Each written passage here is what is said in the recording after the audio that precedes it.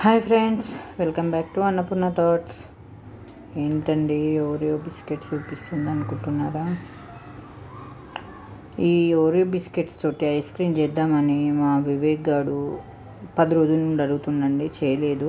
ఇవాళ చేద్దాం అనుకుంటున్నాం. ఫస్ట్ అయితే బిస్కెట్ ప్యాకెట్ తీసుకొని అది మొత్తం పౌడర్ చేసుకోవాలంట.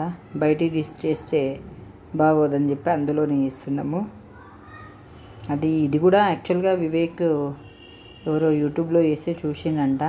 మనం చేద్దామంటే చేసాము. వన్ సైడ్ కట్ చేసి జస్ట్ అట్లా ఓపెన్ చేసామండి.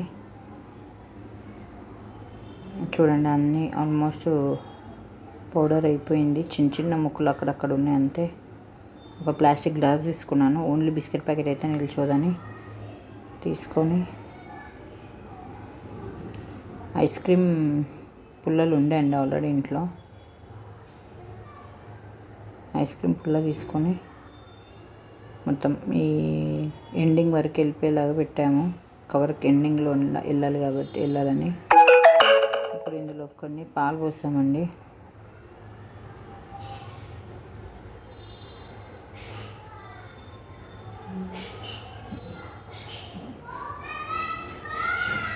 పాలు వేడిగా ఉన్నాయి.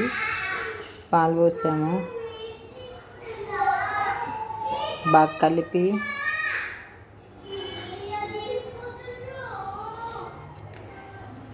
సైడ్కి సౌండ్స్ వస్తాయి, ఇగ్నోర్ చేసేయండి. నీట్గా కలిపి చూడండి, మొత్తం పేస్ట్ అయిపోయింది.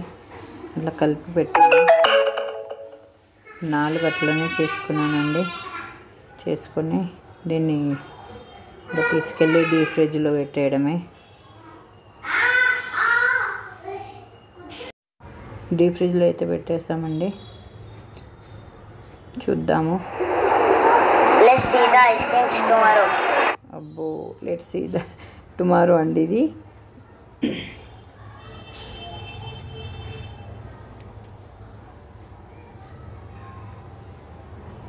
ఒకటైతే ఓపెన్ చేద్దామని తీసాను. అసలు ఎట్లా వస్తుందో తెలీదు, చూద్దామనేసి. ఐస్ క్రీమ్ షేప్ అంటే ఏముంది, కవర్ ఎలా ఉందో అట్లా వచ్చిందండి. కొంచెం తీయడానికి ఇబ్బంది కూడా అయింది.